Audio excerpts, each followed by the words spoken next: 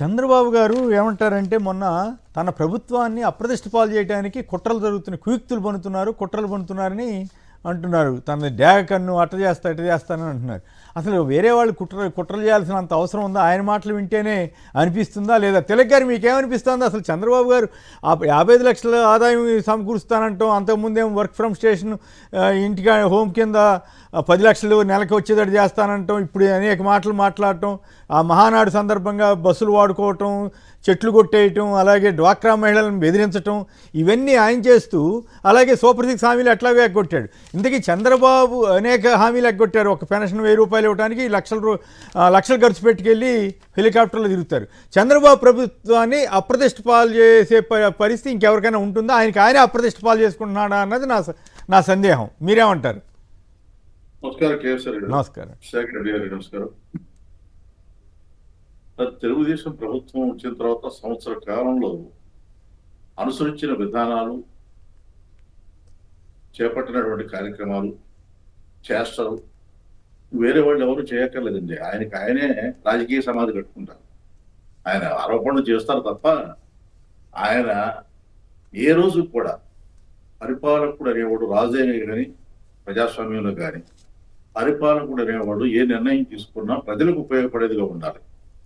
అవసరమైతే చట్టాలు కొన్ని మార్చైనా సరే, లేదా చట్టాల నుంచి బయటకు వచ్చైనా సరే ప్రజలకు అనుకూలమైన నిర్ణయాలు తీసుకోవాలి తప్ప రూల్స్ చెప్పు, ప్రజాస్వామ్యం పేరు చెప్పు, మరొకటో చెప్పు ఈ ప్రజలకి ద్రోహం చేసేటువంటి పనులు చేయకూడదు.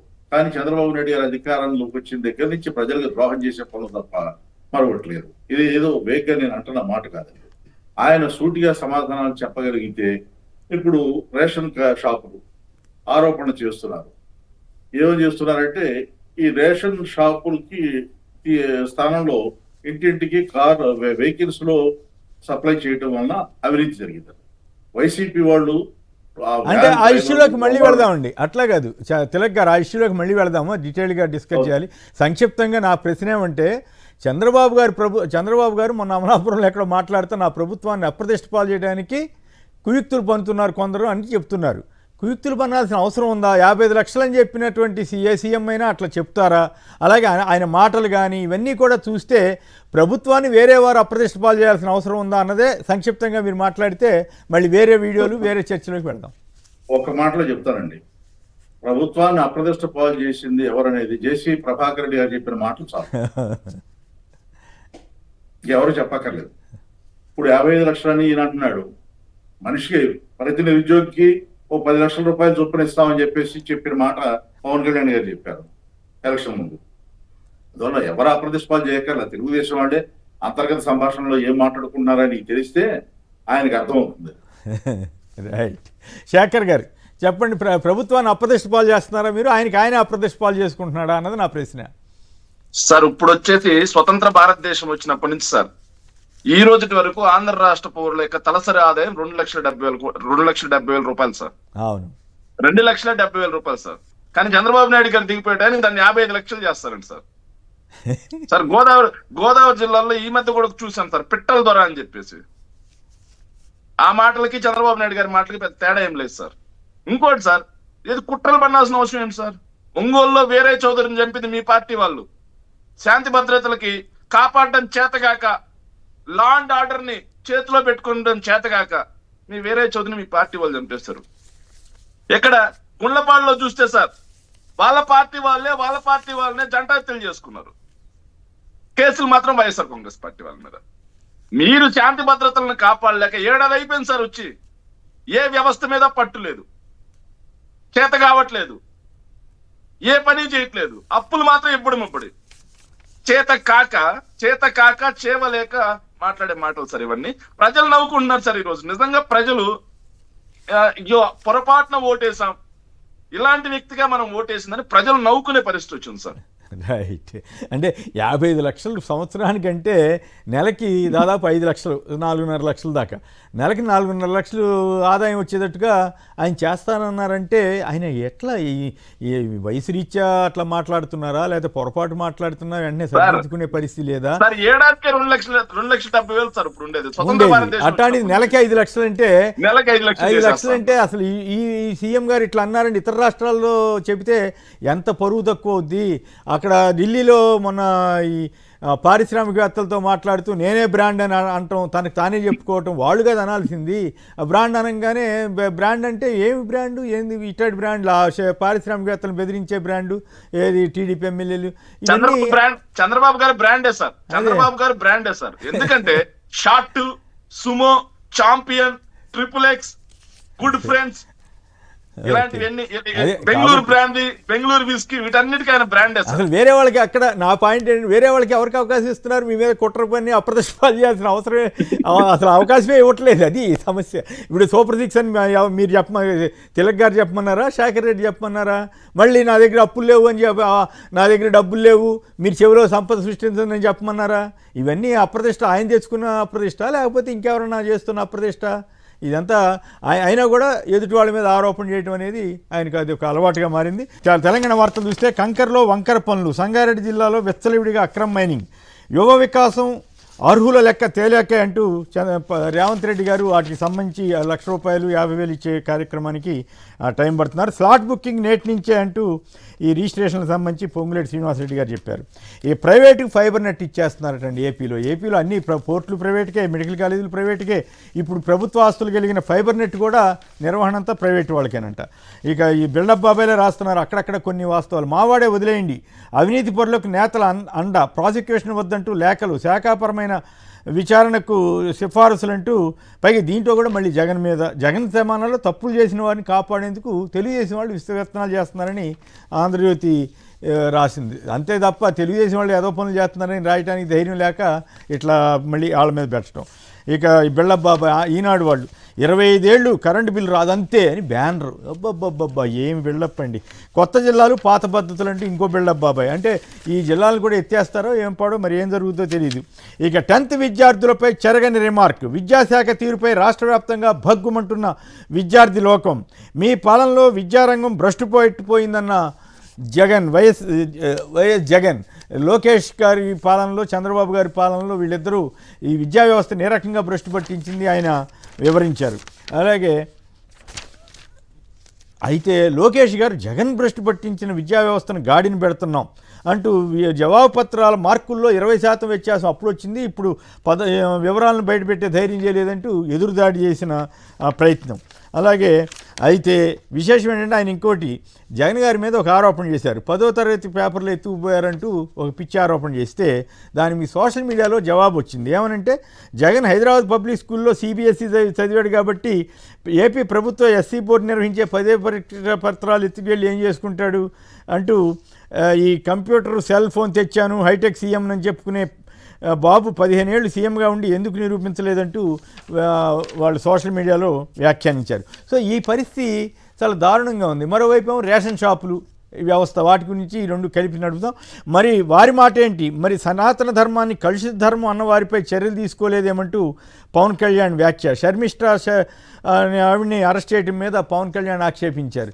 విచిత్రంగా ఏపీలో సనాతన ధర్మం ఏమైపోయినా పర్వాలేదు, మేము వేరే రాష్ట్రాల్లోకి వెళ్ళి పాపులర్ అవుతారో ఏం పడదు. తెలంగాణ గారు ఏమంటారు, ఈ పవన్ కళ్యాణ్ గారు ఈ గోలేంటి సనాతన ధర్మం అంటూ మళ్ళీ వాళ్ళు రాగం ఆలపించారు.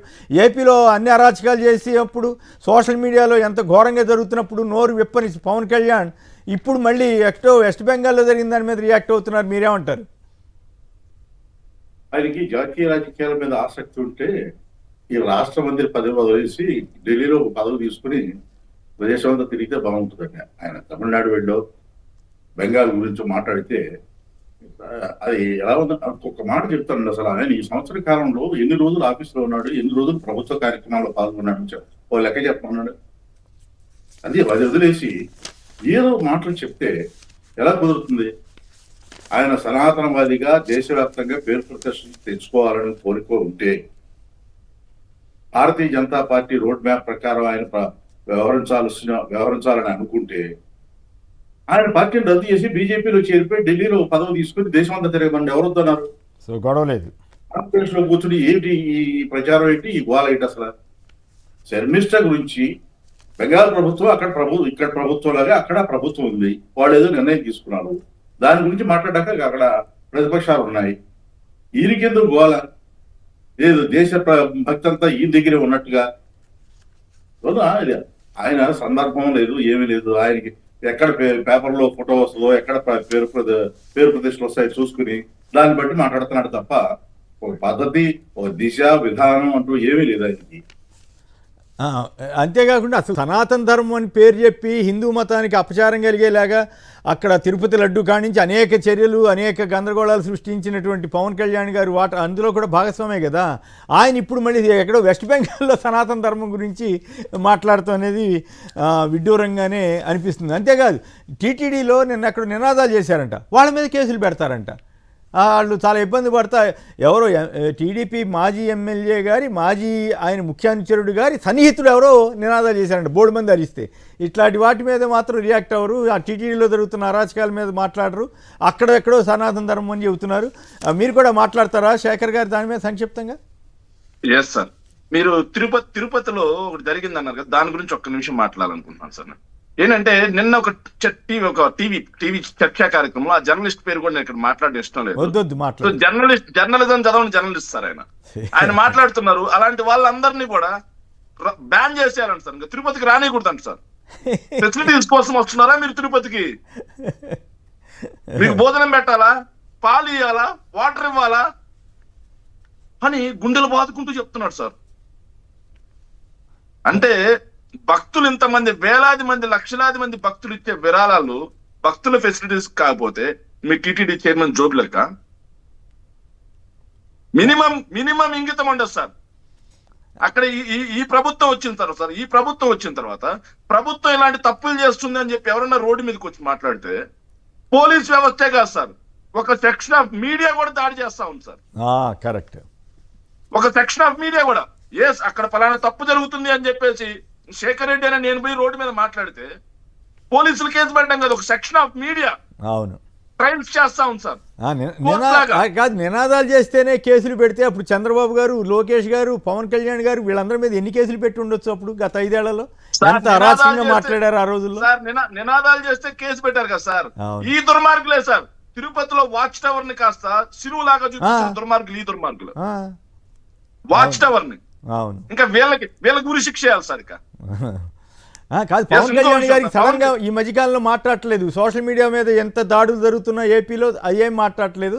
సడన్ గా పవన్ కళ్యాణ్ గారికి వెస్ట్ బెంగాల్ సనాతన ధర్మం గుర్తుకొచ్చింది. ఉట్టికెగరినేలమ్మ స్వర్గానికి ఎగురుతుందా సార్? ఓకే సార్, ఏదైతే సింహాచలం టెంపుల్లో గోడ కూలిపోయి వీళ్ళ ప్రభుత్వ నిర్లక్ష్యం వల్ల గోడ కూలిపోయి భక్తులు చనిపోతే వాళ్ళ ఇంటికి వెళ్ళి పరామర్శించడానికి ఈయనకు టైం ఉండదు సార్. అదే విధంగా ఆయన సొంత నియోజకవర్గంలో దళితులను సంఘ బహిష్కరణ చేస్తే ఆడికెళ్ళి పరామర్శించడానికి ఈయనకి టైం దొరకదు సార్. వాళ్ళ దగ్గరికి వెళ్తే సనాతన ధర్మం ఏమైనా దెబ్బతింటుందని భయపడతారేమో. అదే సనాతన ధర్మం ఏమైనా దెబ్బతింటుందేమో సార్. పక్క రాష్ట్రంలో ఏం జరుగుతుందో మాత్రం ఆయనకు కావాలి సార్. జాతీయ నాయకుడు అయిపోయాడు సార్ ఆయన. సొంత నియోజకవర్గంలో జరిగే సమస్యలు పట్టవు కానీ జాతీయ నాయకుడు అయిపోయాడు సార్. రైట్. ఇక జీతాలకు వడ్డీలకే ప్రభుత్వ ఆదాయం సరిపోతుందంట ఆర్థిక శాఖ మంత్రి గారు చెబుతున్నారు. ప్రభుత్వాన్ని నడపడమే కష్టంగా ఉందని ఆయన అంటున్నారు. మరి మరోవైపు ఏమో 1,000 కోట్ల అప్పులు మళ్ళీ ఎంత శేఖర్ రెడ్డి గారు, మళ్ళీ 5,000 కోట్ల అప్పు తీసుకొస్తున్నారు. అసలు ఒక పక్క అప్పులు పుట్టలేదంటారు, ఇంకో పక్క ఏమో 1,000 కోట్ల అప్పులు చేస్తున్నారు. మళ్ళీ జీతాలకి ఎన్జిఓలు ఏమో వాళ్ళ ఆందోళన, వాళ్ళు మా డబ్బులు ఇవ్వట్లేదు స్వామి అని. ఏమిటి అరాచకం ఈ అప్పుల మీద, వీటి మీద మీరేమంటారు శేఖర్ గారు? సార్, వైఎస్ జగన్మోహన్ రెడ్డి గారు అధికారంలో ఉండగా ఏదైతే 2 సంవత్సరాలు కోవిడ్ సార్, రాష్ట్రానికి రావాల్సిన 70,000 కోట్ల రూపాయల ఆదాయం తగ్గిపోవడమే కాకుండా కోవిడ్ మీద 30,000 కోట్ల రూపాయలు ఖర్చు పెట్టాల్సిన. ఇంకొక మాట, ఏపీ మళ్ళీ చంద్రబాబు గారి టైంలో ఏపీ జిఎస్టీ తిరోగమనంలో ఉందంట, అది పరిస్థితి. చెప్తాను సార్. సార్, ఏదైతే 30,000 కోట్ల రూపాయలు ఖర్చు చేయాల్సిన పరిస్థితి సార్, అయినా సరే జగన్మోహన్ రెడ్డి గారు ఇంత సంక్షేమం చేసి, ఇంత అభివృద్ధి చేసి కూడా చేసిన అప్పు 3,30,000 కోట్ల రూపాయలు అయితే 10 లక్షల కోట్లు, 14 లక్షల కోట్లు, 15 లక్షల కోట్లు అని చెప్పి ఓదరగొట్టారు సార్. అసెంబ్లీ సాక్షిగా మీరు ఇప్పుడు మాట్లాడారు కదా సార్, ఏదైతే పయ్యావుల కేశవ్ గారు ఆర్థిక మంత్రి గారు అసెంబ్లీ సాక్షిగా జగన్మోహన్ రెడ్డి గారి ప్రభుత్వ హయాంలో 3,30,30,000 కోట్ల రూపాయలు అప్పు చేశారని డాక్యుమెంట్ ఆయనే రిలీజ్ చేస్తాడు సార్. కానీ నిన్న బయటకు వచ్చి ఆయన మాట్లాడిన మాట 10 లక్షల కోట్లు జగన్మోహన్ రెడ్డి గారు మన నెత్తి మీద పెట్టిపోయారని చెప్తుంది సార్. 2 మాటలు ఆయనే సార్. అసెంబ్లీలో ఒకలా, మీడియా ముందు ఇంకోలా సార్. ఇంకోటి వీళ్ళు అధికారంలోకి వచ్చిన తర్వాత సార్, ఇది బాగా వినాలి సార్, జనానికి కూడా తెలియాలి సార్.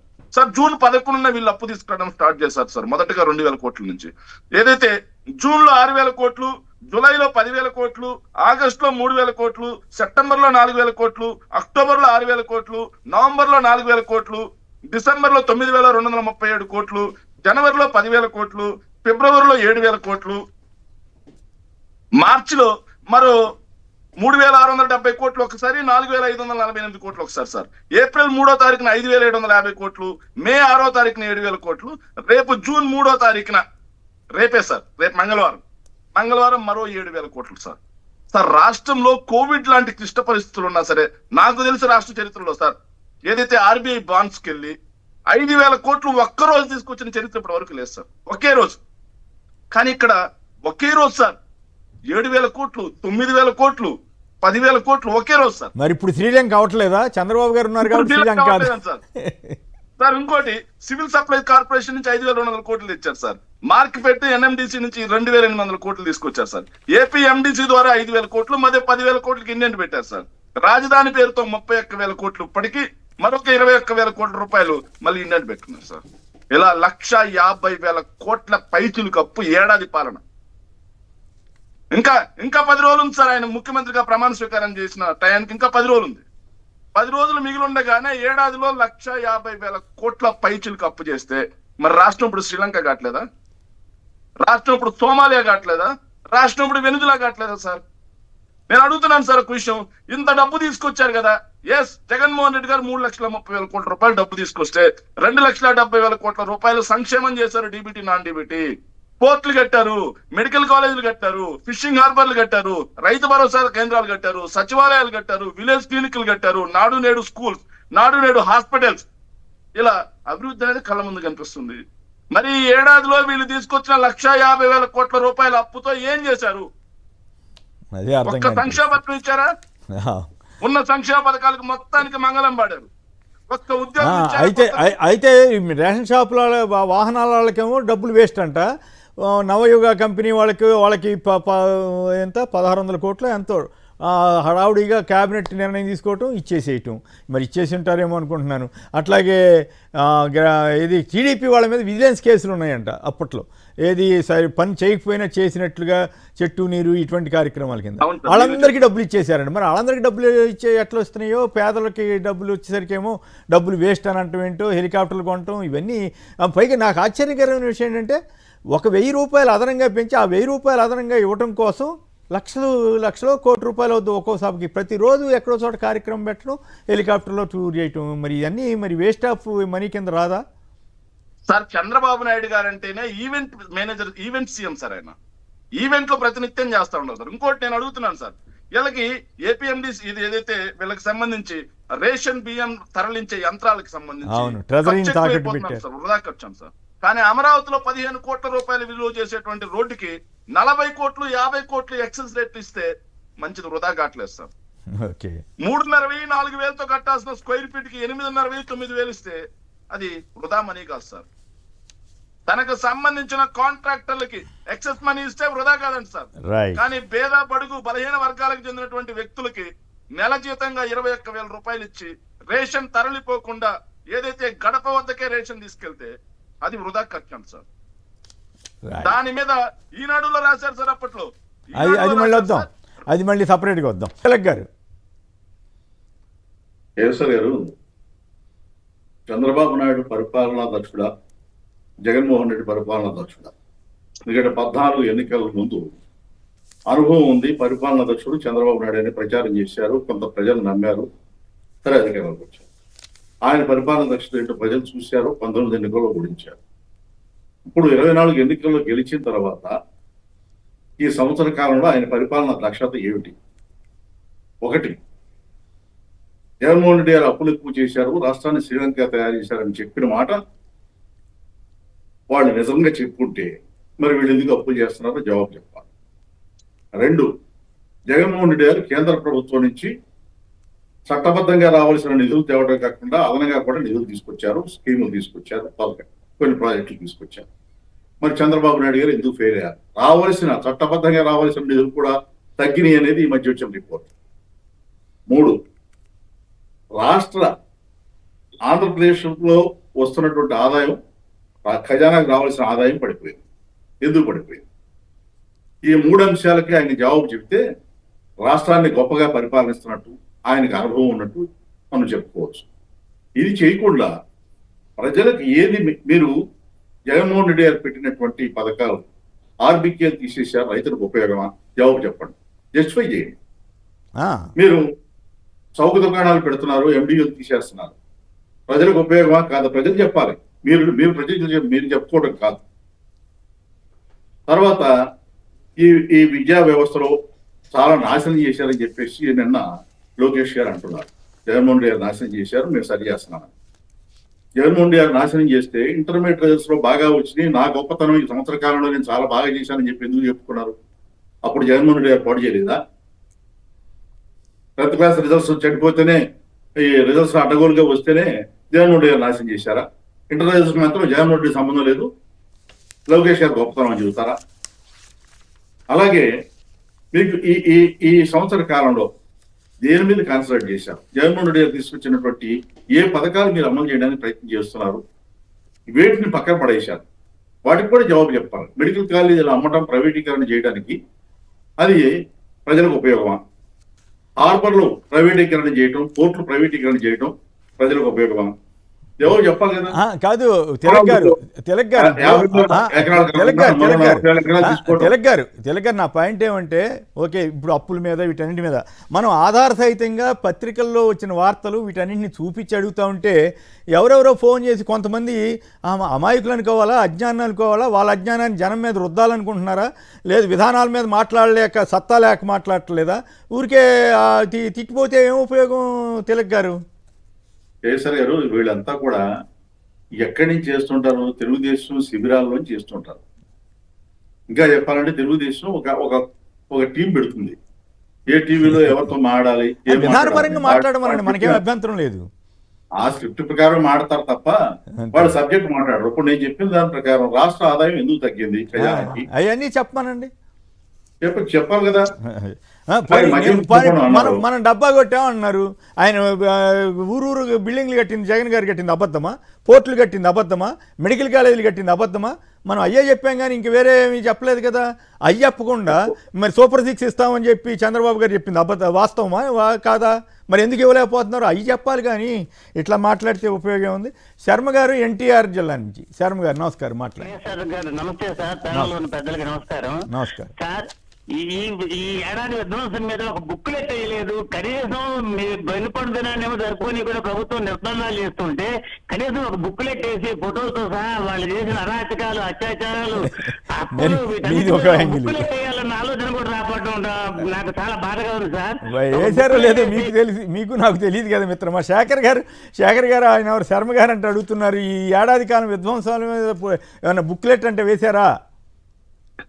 సార్ బుక్లెట్ అనేది ఏడాది కాలం మీద రేపు 11వ తేదీ తర్వాత వైఎస్ఆర్ కాంగ్రెస్ పార్టీ నుంచి వాళ్ళు చేసిన విధ్వంసాలు ఏంది, వాళ్ళు చేసిన రద్దులు ఏంది, వాళ్ళు చేసిన మోసాలు ఏంది, వాటి మీద ఆల్రెడీ రేపు 4వ తారీఖు వెన్నుపోటు దినోత్సవం సందర్భంగా మేము మా నాయకులందరూ కూడా రాష్ట్ర వ్యాప్తంగా నిరసనకు సిద్ధమయ్యారు సార్.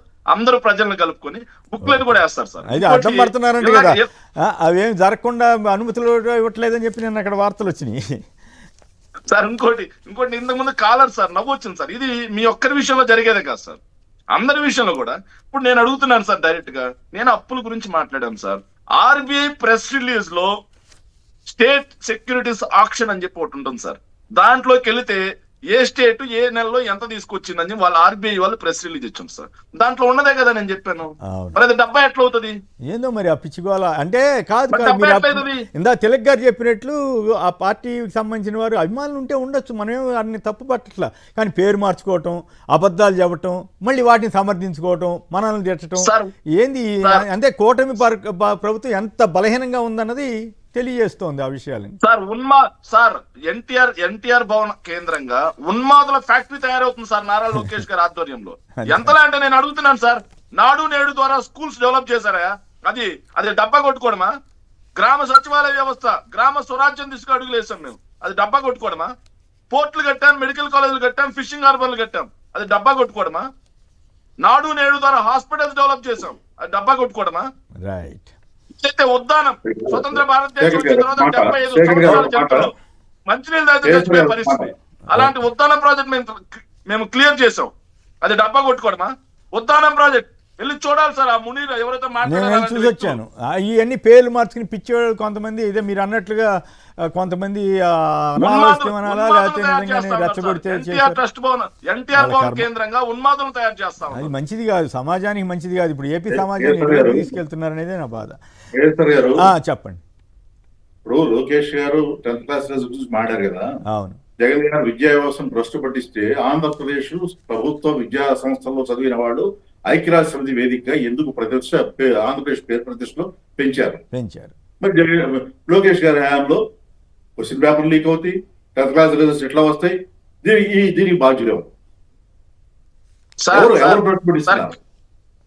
సార్ కేఎస్ఆర్ గారు నిన్న లోకేష్ గారు విద్యార్థుల సంఖ్య తగ్గిపోవడానికి కారణం ఎవరు? వీటన్నిటికీ మౌలికమైన ప్రశ్నలకి జవాబు చెప్పకుండా ఊరికే బురద తల్లడం, జగన్ నాశనం చేశాడు, మేము చాలా గొప్పగా మెరుగుపరుస్తున్నామని చెప్పడం, అది ఏదో ప్రచారానికి పనికొస్తే వాడు రాసేవాడు ఉన్నారు కాబట్టి చెబుతారు. ఎన్నైనా అవన్నీ ప్రజలు నమ్ముతారు. పైగా నేను అబద్ధాలు చెప్పినట్టుగా మాట్లాడటం దుర్మార్గం కదా. నేను అందుకే ఒక్క అబద్ధం చెప్పినా సరే నేను రుజువు చేయండి అని అడుగుతుంది. అందుకోసం సార్ కేసీఆర్ గారు అబద్ధం అంటే ఏంటో చెప్పనా సార్? అబద్ధం అంటే నిన్న నారా లోకేష్ గారు లెటర్ రాశారు సార్. ఆ లెటర్ లో ఆయన రాసింది, ఆయన చెప్పింది ఏంటంటే సార్, ఆ లెటర్ లో రాష్ట్రంలో 12 లక్షల మంది విద్యార్థులు ప్రైవేట్ స్కూల్లో బాట పట్టారంట సార్ 5 ఏళ్ల పాలనలో. నాకు అది అసలు అర్థమే కాలేదు సార్. ఎందుకంటే సార్ యూడిఎస్సి అని చెప్పి సెంట్రల్ గవర్నమెంట్ డేటా ఉంటుంది సార్. దాంట్లో 2018-19 నాటికి 38,97,043 మంది విద్యార్థులు ఎన్రోల్ సార్, గవర్నమెంట్ స్కూల్స్ కానీ గవర్నమెంట్ కాలేజెస్ కానీ. కానీ 2023-24 జగన్మోహన్ రెడ్డి గారు దిగిపోయడానికి ఎన్రోల్ అయినటువంటి వ్యక్తులు ప్రీ ప్రైమరీ నుంచి 12th క్లాస్ వరకు సార్ 40,50,116 మంది సార్. 1,00,000 మంది విద్యార్థులు గవర్నమెంట్ స్కూల్స్ కాలేజీల్లో ఎన్రోల్మెంట్ పెరిగింది సార్. కానీ 12 లక్షల మంది ప్రైవేట్ బాట పట్టారు అని చెప్పేసి వ్యవస్థ అప్పుడు భ్రష్టు పట్టింది అంటారు, ఇప్పుడు జరుగుతున్న వాటినేమో సమర్థించుకుంటున్నారు. అది తమాషాగా ఉంది సార్. గ్రామాల్లో నిబద్ధత కలిగిన నిజాయితీ కలిగినటువంటి ఒక కైవార్ దగ్గరికి వెళ్ళి నారా లోకేష్ గారు లేకపోతే ఒక కైవార్ని పిలిపించుకొని నారా లోకేష్ గారు బహిరంగంగా మాట్లాడితే, ఏమయ్యా మా ప్రభుత్వ హయాంలో విద్యా విధానం బాగుందా లేకపోతే జగన్మోహన్ రెడ్డి గారి ప్రభుత్వ విధానంలో హయాంలో విద్యా విధానం బాగుందా అంటే ఆయన చెప్తాడు సార్ కరెక్ట్ గా. మనం ఎవ్వరం చెప్పక్కర్లేదు సార్. మంచి ఐవార్ని, నిబద్ధత కలిగిన ఐవార్ని ఒక ఆయన పిలిపిస్తే చాలు సార్. రైట్. రణధీర్ గారు హైదరాబాద్ నుంచి. రణధీర్ నమస్కారం, మాట్లాడు. గుడ్ మార్నింగ్ కుమ్మినేని గారు. నాకు ఒక చిన్న క్లారిఫికేషన్ ఇవ్వాలని అనిపించింది సార్. ఇంతకుముందు కాలరు అర్థం లేకుండా మాట్లాడాడు, పేరు కూడా సరిగా చెప్పుకోలేని వాళ్ళు. అవును, ఏది అరాచకము చెప్పి మాట్లాడితే బాగుండే సార్. గత ప్రభుత్వ అరాచకాలు బాగున్నాయి, ఇప్పుడు బాగలేవా అనే క్వశ్చన్ ఇస్తున్నాడు. ఆ అరాచకాలు ఏందో చెప్తే బాగుంటుంది సార్.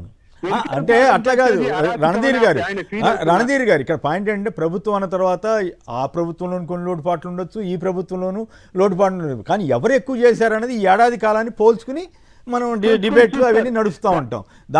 ఆ మాత్రం చేత ఇష్టారాజ్యంగా మాట్లాడితే అట్లా తప్పు కదా. దానికి చిన్న విషయం కూడా ఆయన అర్థం చేసుకోవట్లేదు సార్. గత మనకు స్వతంత్రం వచ్చిన దగ్గర నుంచి ఏ ప్రభుత్వమైనా కూడా అన్ని పనులు చేయడం సాధ్యం కాదు. కానీ ఇక్కడ పోలిక చేసుకొని చూసుకోవాలి సార్. గత ప్రభుత్వంలో స్కూల్స్ బాగుపడ్డాయా లేదా, గత ప్రభుత్వంలో స్కూల్స్ లో సిబిఎస్ఈ సిలబస్ వచ్చిందా లేదా, ఇప్పుడు ఆ సిబిఎస్ఈ సిలబస్ ఎందుకు ఎత్తేసిండ్రు, అది అరాచకమా కరెక్టా అనేది వాళ్ళు ఆలోచించుకొని మాట్లాడాలి. ఆ వ్యక్తి కేవలం తెలుగుదేశం పార్టీ మీద గౌరవం అభిమానం ఉంటే దాని పరంగా మాట్లాడండి అంతే. అభిమానం కాదు, పాడు కాదు. ఇట్టేళ్ళు ఎవరితోటైనా ఎవరొకళ్ళు ఏదో చేస్తే నీకు ఫేవర్ చేస్తానంటే ఏదైనా మాట్లాడతారు, అంతేగాని ఆ విజ్ఞత ఉంటే కదా. ఇష్టం వచ్చినట్టు మాట్లాడేస్తారు. ఒక నేత వచ్చి నీకు 10,000 1,00,000 నీకు సాయం చేసినట్టు అది మంచి ప్రభుత్వం, మిగతా వాళ్ళందరూ నాశనమైనా పర్వాలేదు.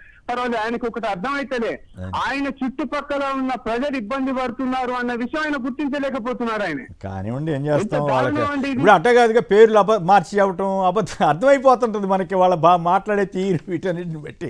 అంత ధైర్యం లేకుండా మాట్లాడటం, విధానాల మీద మాట్లాడే ధైర్యం లేకపోవడం వాళ్ళ కర్మ. మనం ఏం చేస్తాం. ఈ ఆపరేషన్ ఆగిన రేషన్ బండి నడి రోడ్డుపైకి బ్రతుకు బండి అంటూ ఈ రేషన్ షాపుల దగ్గర ప్రజలు పడుతున్న పాటల మీద మనం మాట్లాడుకోవాలి. అట్లాగే పింఛన్ పెంచుతానన్నారంటే, ఈ నెలలోని అన్నదాత సుఖీభావ ఇస్తానన్నారంటే, నిన్న మొన్న జరిగిన ఇక్కడ దారుణం ఏంటంటే నాయకులు అధికారులను కొనే పరిస్థితికి బియ్యం మాఫియా వచ్చిందని ముఖ్యమంత్రి చంద్రబాబు గారు చెబుతున్నారు. చివరికి వాహనాల వాళ్ళని స్మగ్లర్ల కింద మారుస్తున్నారు. దానికి సమాధానంగా నిన్న అంబటి రాంబాబు గారు, అయ్యా మీ మంత్రి మీరు పలానా వాళ్ళే స్మగ్లర్లు అని చెప్పి తీవ్ర ఆరోపణ చేశారు. అయితే రేషన్ పై ఇంకోటి ఎల్లో మీడియా మరీ దారుణం అండి.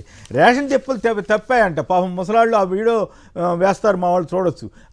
ముత్తగా పాపం నానా పాటలు పడతా ఆ బియ్యం మూటలు ఎత్తుకెళ్ళాక వస్తూ ఉంటే అవన్నీ పాటలు తప్పాయని ఇంత దుర్మార్గంగా ఎల్లో మీడియా ఒకప్పుడు ఇంత నీచంగా కూడా రాస్తుందా, ఇంత నీచంగా రాయగలుగుతుందా అనేదే ఆశ్చర్యమైంది. ఇప్పుడే బాగుందని అంటున్నారంట. అంత పెన్షన్లు కూడా ఇవ్వటం, ప్రజా పంపిణీ వ్యవస్థను పారదర్శకంగా నడిపిస్తాం అంటూ నాయన మనోహర్ గారు తన రేషన్ షాపులు చంద్రబాబు గారు తీసేయమన్నారు, ఆయన తీశారో ఏం తెలియదు, కానీ ఇక గేరు మారుస్తానని చంద్రబాబు గారు అన్నారు. ఇప్పుడే పరిస్థితి ఎంత గౌరవంగా ఉంటే ఇక గేరు మారిస్తే ఇంకెంత అధ్వానంగా ఉంటుందో. ఇక శాతవాహన ప్రిన్సిపాల్ కిడ్నాప్ అంటే, అయ్యా ముజీబ్ గారు మీరు ఎవరో మీ పేరు పెట్టుకుని వచ్చారు కదా, ఇది చూడండి కిడ్నాప్ వార్త. మరి ఎవరు ఆలపాటి రాజా గారి మీద వచ్చింది, ఇది పేపర్లో వచ్చిన వార్త, నేనేం అబద్ధం చెప్పట్లేదు. ఆ ఆరోపణ చేసింది కూడా స్వయంగా ప్రిన్సిపాలే. అక్కడితో ఆగట్లా. కూటమి నేతల దాష్టికాలు, వైఎస్ఆర్సీపీ సానుభూతిపరుడి బొప్పాయి తోట ధ్వంసం చేశారటండి. సుమారు 20 లక్షల రూపాయల మేర నష్టం. దొంగ బంగారం కొన్నవారికి టీడీపీ ఎమ్మెల్యే వత్తాసు, వ్యాపారి బదులుగా విచారణకు వచ్చిన ప్రజాప్రతినిధి అంట. ఇక ఆ పరిస్థితి వచ్చింది. అట్లాగే ఇక తోతాపురి కొనేవారేరి, చిత్తూరు జిల్లాలో మామిడి రైతుల పాట్లు. లైట్ డిటెక్టర్ పెట్టినా బాబు చెప్పేవి అబద్ధాలేనంటున్న అంబటి రాంబాబు. ఇంకోటి ఏంటంటే చాలా ఆశ్చర్యం, తండ్రి అరెస్టుపై సిబిఐ విచారణ అడుగుతోంది. ఎవరు, కాకాని గోవర్ధన్ రెడ్డి గారి కుమార్తె పూజిత, ఆవిడ మీద కూడా కేసు పెట్టారటండి. ఇది మరి అన్యాయం కదా. కాకానిపై తప్పుడు కేసు పెట్టి ఇప్పటికీ అరెస్ట్ చేసి జైలుకు పంపిన కూటమి ప్రభుత్వం, దాంతో ఈ కేసు విచారణ జరిపించాలని వైసీపీ నేతలతో కలిసి జాయింట్ కలెక్టర్కి వినతిపత్రం అందజేస్తే, వినతిపత్రం ఇచ్చే క్రమంలో ప్రజల శాంతికి భంగం కలిగించారంటూ పూజితతో పాటు ఆమె వెంట వెళ్ళిన ఎమ్మెల్సీ చంద్రశేఖర్ రెడ్డి, మేరుగా మురళి, మొత్తం 10 మందిపై కేసు పెట్టారండి. ఇంతకంటే ఘోరం ఏమైనా ఉంటుందండి. ఒక ఆడపిల్ల తన తండ్రి కోసం పోలీస్ స్టేషన్ అధికారులను కలిసి వినతి పత్రం ఇచ్చి కావాలంటే సిబిఐ ఎంక్వైరీ చేసుకోమని ధైర్యంగా చెబుతూ ఉంటే వాళ్ళ మీద కేసు పెట్టారంటే మరి పోలీసులు దాష్టికం అనాలా ఏమనాలా. ఇంకోటి, తెనాల్లో ఒక బంగారం వ్యాపారి ఆత్మహత్య చేసుకోవటం బిహైండ్ ది ట్రాజడీ, ఇది తెనాల్లోనంట. దాని వెనకాల పోలీసులే ఉన్నారని చెప్పి వైసీపీ ఆరోపించింది. ఇవన్నీ వాస్తవాలా అవాస్తవాలా ప్రజలే నిర్ణయించుకోవాలి. మాబొట్టి వాళ్ళను విషయం చెప్తాను తప్పితే డబ్బా కొట్టాల్సిన అవసరం మాకేం లేదు, లేదా పనిగట్టుకు తిట్టాల్సిన అవసరం అంతకంటే లేదు. కాబట్టి ఈ కొంతమంది మూర్ఖులు వాళ్ళ ఇష్టారాజ్యంగా వ్యవహరిస్తే ఇక అది ప్రభుత్వాన్ని ఏమంటామో ఏమో. ఒకవైపు విద్యా వ్యవస్థ, మరోవైపు రేషన్ వ్యవస్థలో గందరగోళం, ఇంకోవైపు ఇప్పుడు తెనాల్లో బంగారు వ్యాపార ఇది నుంచి కానీ తెలుగుదేశం వాళ్ళ ఆగడాలు, పోలీసులు దాష్టికాలు, ఇవన్నీ ఏమి సూచిస్తున్నాయి తిలక్ గారు? పరిపాలన సక్రమమైన పద్ధతిలో జరగడం లేదనేది ఇది నిదర్శనం అండి. ఇప్పుడు రేషన్ షాపులు, నేను ఒక మాట లోగడ నుంచి చెబుతున్నది ఏంటంటే, పచారీ షాపుల దగ్గరికి వెళ్ళి నిలబడి ఆ వ్యాపారస్తులను అడిగితే వాళ్ళ ఆదాయం ఉందా లేదా, వ్యాపారం ఉందా లేదా అని అడిగితే వ్యాపారాలు పడిపోయినాయి అన్నమాట చెప్తున్నాను. దీనికి కారణం ఏంటి? ప్రజల దగ్గర డబ్బు లేదు, మార్కెట్లో డబ్బు టర్న్ ఓవర్ అవ్వట్లా, ప్రజల కొనుగోలు శక్తి పడిపోయింది. దీనివలన జిఎస్టీ ఆదాయం పడిపోయింది. సరే, అది వేరే, అది ఆ సంగతి సరే అండి, టైం తక్కువ ఉంది. దయచేసి ఈ ఒక్క పాయింట్ సమాధానం చెప్పండి. రేషన్ వాహనాల వాళ్ళు స్మగ్లర్లు వాళ్ళు మాఫియా చేస్తున్నారు. ఇప్పుడు రేషన్ షాపుల దగ్గర ప్రజలు ఇబ్బంది పడుతున్నారా లేదా? ఇప్పుడు ఒక రోజులో చెప్పేది కదా రేషన్ షాపుల దగ్గర ఏం జరుగుతుంది అనేది ఒకటి. ఇవాళ ఏదో ఒక ఇన్సిడెంట్ జరిగింది. నేనేమంటానంటే, సంవత్సర కాలంగా వీళ్ళు అధికారంలో ఉన్నారు. ఎండి వెహికల్స్ వాళ్ళు అరాచకాలు చేస్తే, అక్రమాలు చేస్తే ఈ ప్రభుత్వం ఏం చేస్తుంది? 2, పవన్ కళ్యాణ్ గారు, నాదెండ్ల మనోహర్ గారు అక్రమాలు జరుగుతున్నాయి, బియ్యం మాఫియా అని చెప్పి అంటున్నారు. కాకినాడ రేవుకి వెళ్ళి సీజ్ షిప్ అని చెప్పేసి ఆ కేసు ఏమైందో జవాబు చెప్పండి. అవును, అధికారులు రాజకీయ నాయకులను కొంటున్నారన్నారు. ఎవరిని కొన్నారో ఒక జవాబు చెప్పండి.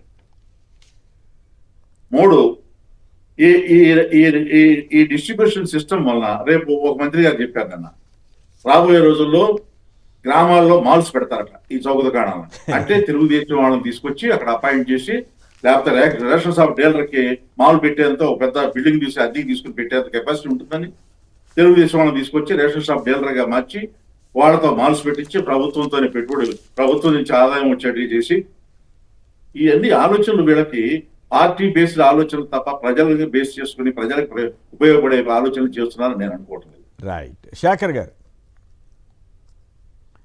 రేషన్ సార్, రేషన్ నవంబర్ షాపులు 16, మంచివా, 2024 జనం దగ్గరికి వెళ్ళటం మంచిదా?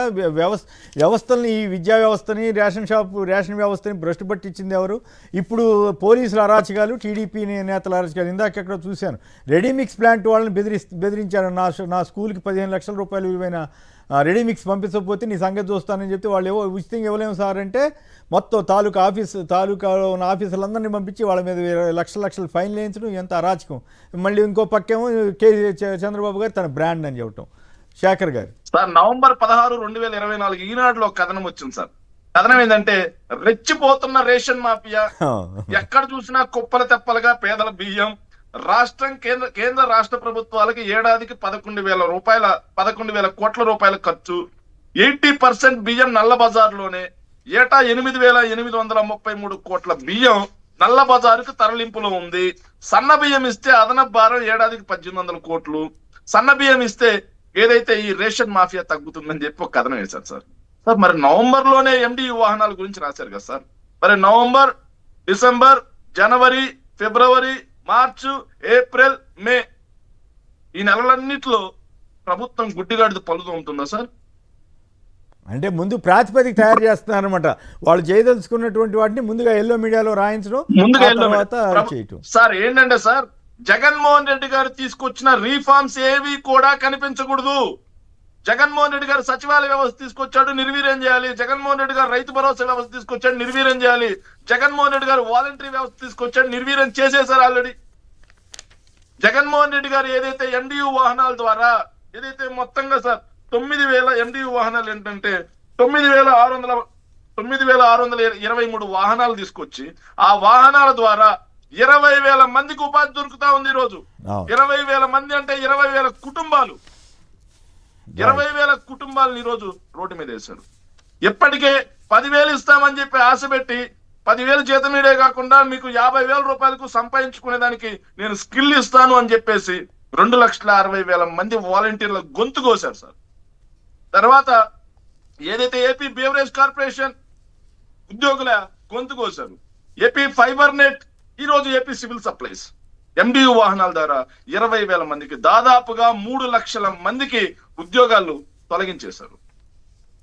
బాబు వస్తే జాబ్ వస్తుంది అని చెప్పేసి స్లోగన్ తో అధికారంలోకి వచ్చిన వాళ్ళు ఈ రోజు ఉన్న ఉద్యోగాలు పీకేస్తున్నారు తప్పిస్తే ఒక్క కొత్త ఉద్యోగం ఇవ్వట్లేదు. సార్, నేను అడుగుతున్నాను సార్, రేషన్ షాప్ సంక్షిప్తంగా ఒక మాటలో చెప్పండి. రేషన్ షాపుల దగ్గర ప్రజలు పడుతున్న పాటల గురించి మీ కామెంట్ ఏమిటి? సార్, నేను అదే చెప్తున్నాను సార్. ఏదైతే ఇంటి దగ్గరికి రేషన్ వాహనం ద్వారా ఇంటి దగ్గరికి రేషన్ తీసుకొచ్చి అక్కడే కాటా పెట్టి అక్కడే మీకు నిత్యావసర సరుకులు ఇస్తే బాగుంటుందా? లేకపోతే 2 కిలోమీటర్లు 3 కిలోమీటర్లు సార్, ముసలి వాళ్ళు కూడా సార్, ఎవరు తోడు లేని ముసలి వాళ్ళు కానీ, ఒంటరి మహిళలు కానీ, వీళ్ళు అక్కడికి నడుచుకుంటూ వెళ్ళి క్యూ లైన్లలో నించొని సార్, మళ్ళీ ఎండం లేదు వానం లేదు, క్యూ లైన్లలో నించొని వాళ్ళ రేషన్ సామాన్ తీసుకుని భుజాన పెట్టుకొని అక్కడి నుంచి 2 కిలోమీటర్లు మోసుకొస్తే ప్రజలకు బాగుంటుందా? ఎల్లో మీడియా రాయడు ఇప్పుడే బాగుందండి సార్. ఇప్పుడే నిజంగా సార్, ఆ రాతలు రాసే వాళ్ళని గ్రామాల్లోకి వెళ్తే ప్రజలు రాళ్ళిచ్చుకొని కొడతారు సార్. రైట్, ఓకే అండి, రైట్. ఏదేమైనా అన్నిటి మించి ఒక చిన్న వాళ్ళు పాపం రేషన్ షాపులు వాహనాల వాళ్ళని స్మగ్లర్లని చంద్రబాబు గారు కానీ ఇతరత్ర టీడీపీ వేత్తలు కానీ అట్లాగే ఎల్లో మీడియా కానీ రాయటువంటి అంతకంటే దుర్మార్గం ఏముంటుందండి? ఆ చిన్న వాహనాల్లో స్మగ్లింగ్ చేస్తారంట. అసలు స్మగ్లర్లంతా కూడా పార్టీలోనే ఉన్నారన్న సంగతి ఆయనే చెబుతున్నాడు మళ్ళీ. రైట్, కంప్లీట్ చేయండి, టైం అయిపోయింది.